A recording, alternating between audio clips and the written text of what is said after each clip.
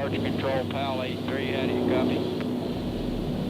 Previously on American Warriors.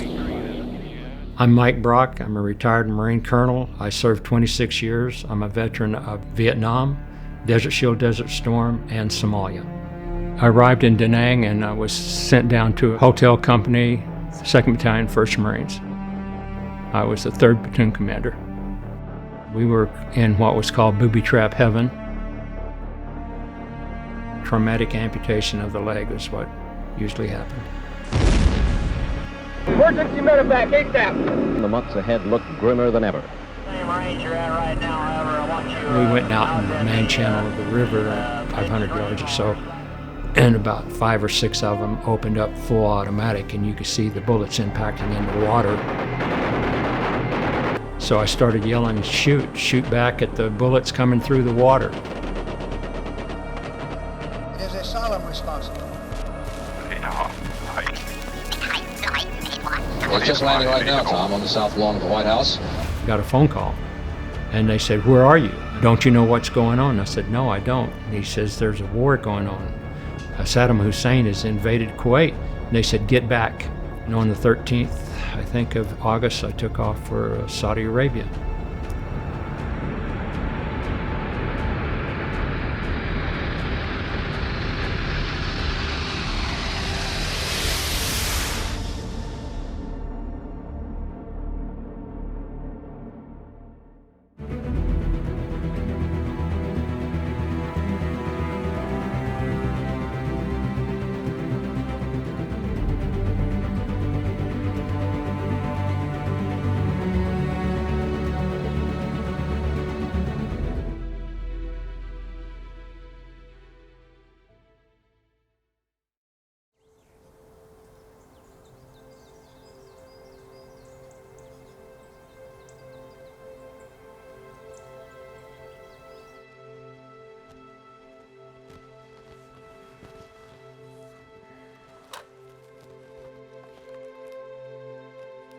This is Desert Shield, Desert Storm. It's pictures of Saudi Arabia and trying to find a better way to camouflage and hide. It would basically use tricks that I learned in Vietnam. 2 of the pictures you can see where they are, but there's a 3rd one here that you can't tell what it is or where the position was, and that was the point of doing that. I managed to get us Chenoweth, basically Baja racing cars, and we mounted machine guns and rockets on it, and it really proved to be very effective because it was fast. From a distance, it looked like a camel. And then this is when the Battle of Khafji took place, and we destroyed a lot of their equipment. This picture is of where the Iraqis set the oil fields on fire and basically polluted it.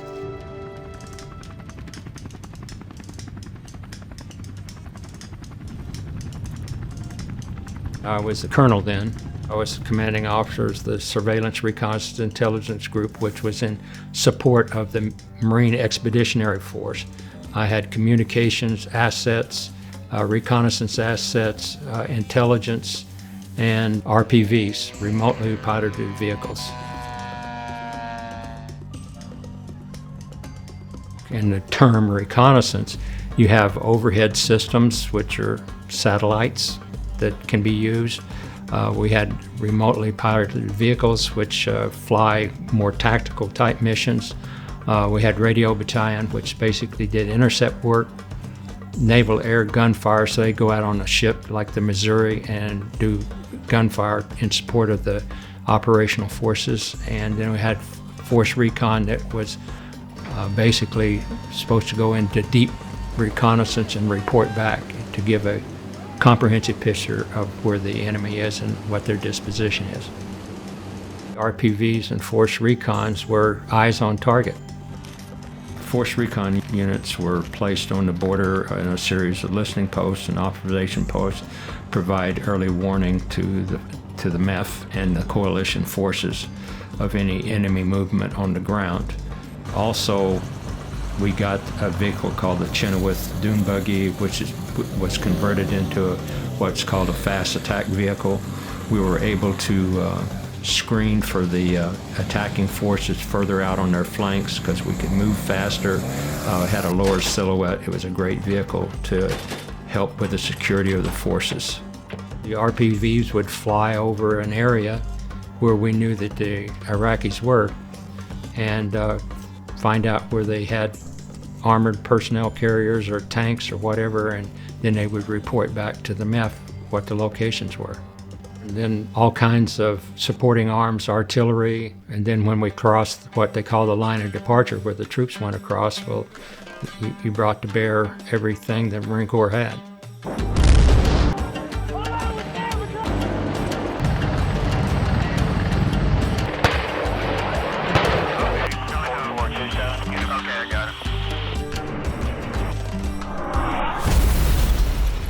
Our area of responsibility was from the coast inland quite a ways, and we're flying over to look at where they had air defense systems. And in one particular mission, we had an RPV flying over, and you could see the looked like a Deuce 23-4, which is a machine gun, an aircraft machine gun, and the guys ran out and they had their hands up trying to surrender to the RPV, which was basically nobody was in it.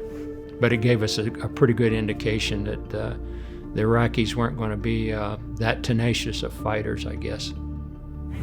They poured out of their foxholes, almost pitiful in their relief at being able to give up after the long nightmare of bombardment.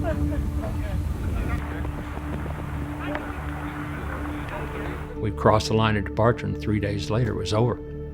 They basically surrendered. The MEF, Marine Expeditionary Force, got there in August, and we started redeploying, and some of us came out in March, and I think we were completely out by April or May.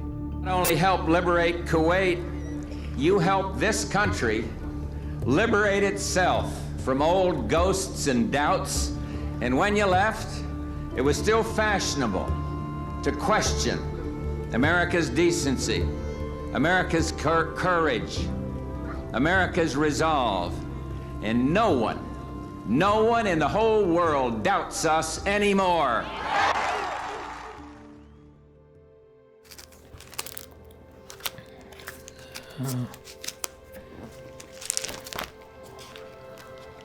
This is coming home from Saudi Arabia. We landed in an Air Force base, and all the kids were there to have us sign their T-shirts and like that.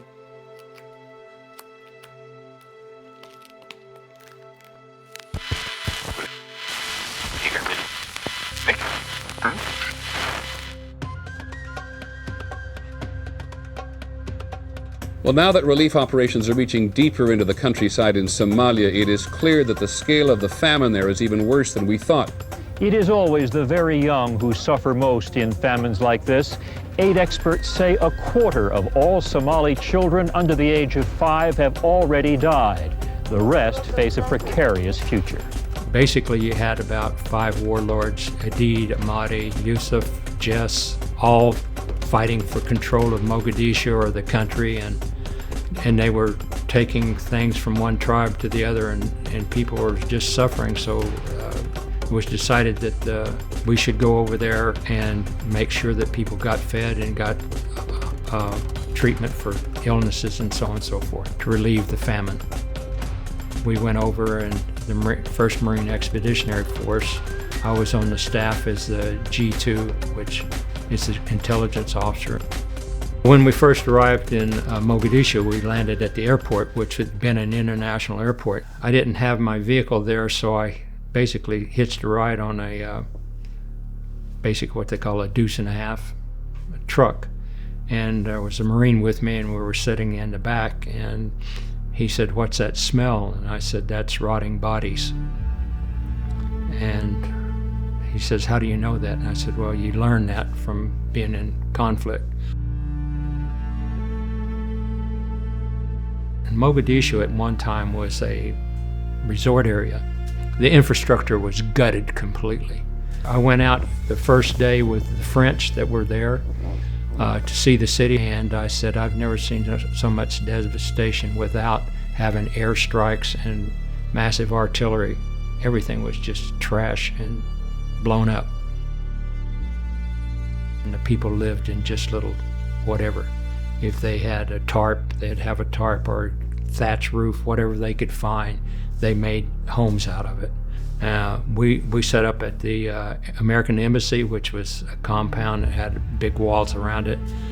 And they had gone so far as to take the piping out of the walls for the toilets.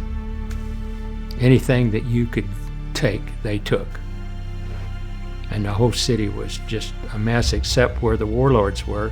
And they would protect their little area, if you wanted to call it. And most of those buildings and stuff were in pretty good shape. But the city itself was a disaster area.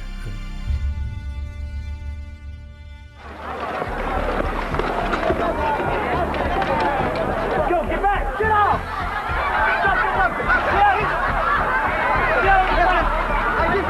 No, stay! My fellow Americans, today I want to talk with you about our nation's military involvement in Somalia.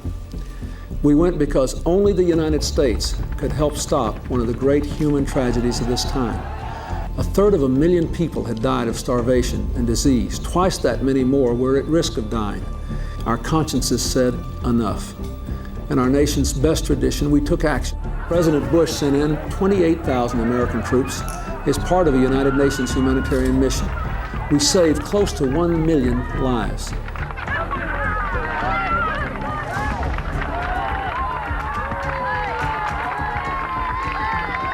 We were there from December through May. Based on my personal experience, go out, they were very thankful that we were there to help them.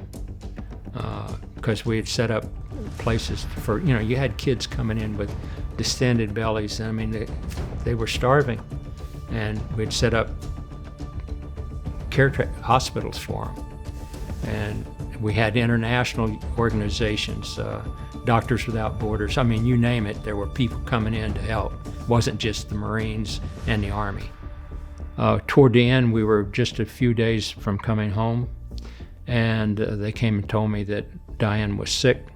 I said, I know that, but she's a tough Marine wife. She can hang on there for 3 days. And they said, no, that's not the way it's going to work. You're leaving.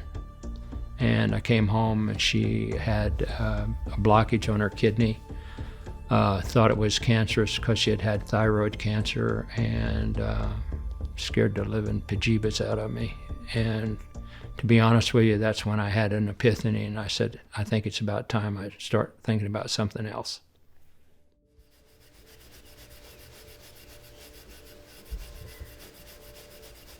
I stayed about another year, and I started looking for different jobs to take. Looked at what options we had in the Marine Corps, and they had told me to go back to Washington, D.C., and I said, no, that's not in the cards. And started looking at the Bend Bulletin, and they had an advertisement that they were going to establish an NJRTC program, and I asked a lot of my troops, I said, what do you think I'd be good at? And they said, preacher or teacher. And I thought, well, this is a teaching job, maybe I should look into that. So I did. This is another photo album from my years at being a JROTC instructor. We have letters from different organizations, newspaper clippings, some of the awards we received. So we usually took the kids down to San Diego for training at Coronado Island with the Navy SEALs and the Marines. And this was one of my favorite pictures. This is of a girl that was so scared to even go up there. I finally got her to rappel down just normal style, and then she went back up and did Australian style, and then she'd run ahead of me to get in line to go up and jump off. They did water survival training, obstacle courses, teamwork events, and some of these are just drill meets where we were. This is a mini boot camp that we ran. These are all active duty Marines. Some of them were former cadets. Cold weather training and how to survive in the cold. This one was a lot of fun. We took the kids up and took them on an endurance training. This is where I took some of the best kids that wanted to go as fast as they could, So we did a force march. That's Ashton Eaton, who later became an Olympic champion. Oh, this job, one of the best things I ever did in my life. Well, in the Marines, as I told you earlier, I learned about responsibility, accountability, and integrity. It also taught me how to set standards, have goals and objectives, and what I try to do is impart that to the kids.